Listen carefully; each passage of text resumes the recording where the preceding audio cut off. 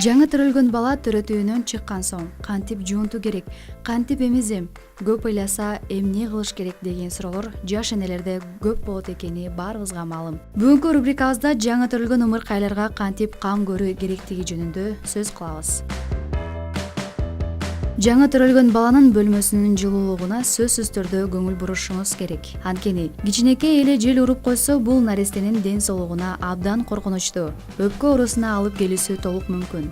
Эң негизгиси ымыркай балага бул жылуулуктун сапаты өтө бийик болуш керек. Айрыкча азыр аба ырайы да өзгөрүп атат.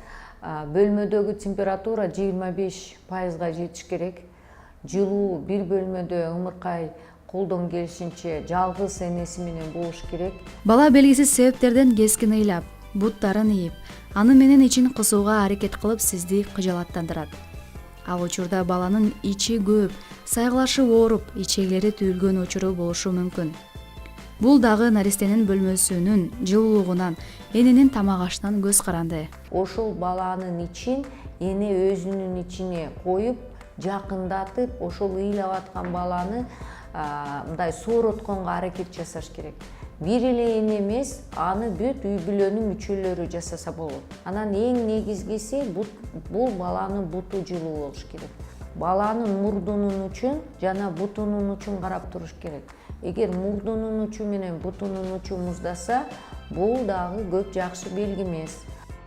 Наресте төрөлгөнүнө 2 жума өтпөй жуунту керектелет. Улуттук эне жана баланы коргоо борборунун жаңы төрөлгөн жана ара төрөлгөн балдар бөлүмүнүн дарыгери доцент Сагын Абдубалиева канча температурада кандай ыкма менен жуунту керектигин айтып, жаңы төрөлгөн баланы сууга көп түшүрсө өсөт деген туура эмес, ден соолугуна коркунуч туудурарын баса белгиледи.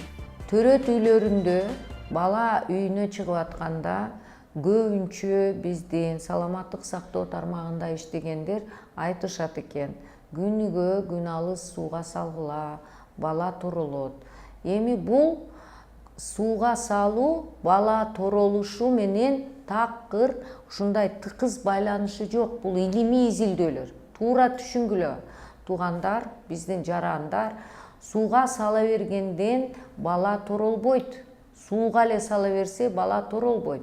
Себеби сууга салгандын өзүнүн өтө катуу мындай ыкмалары бар.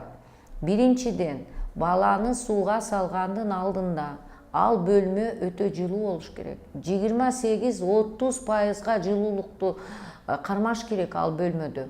Биринчиден. Экинчиден, сууга сала турган суу дагы 36-37 градус болуш керек.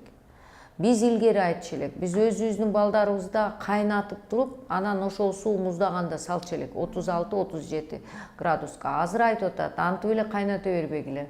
Бул дүйнө жүзүнүн ыкмалары. Биз эми туура мындай илимдин негизиндеги ыкмаларды элге сунушташыбыз керек. Азыр жөн деле антип эле кайната бербей, бирок 36-37 градуска жеткен сууга баланы салыш керек. Аны баардыгын даярдап алыш керек. Мамлекеттин келечеги баланын саламаттыгынан көз каранды деп толук айтууга болот. Ар бир үй бүлө баласынын дени сак болуусун самайт эмеспи? Ымыркайларыбыздын дени сак, келечеги кең болсун.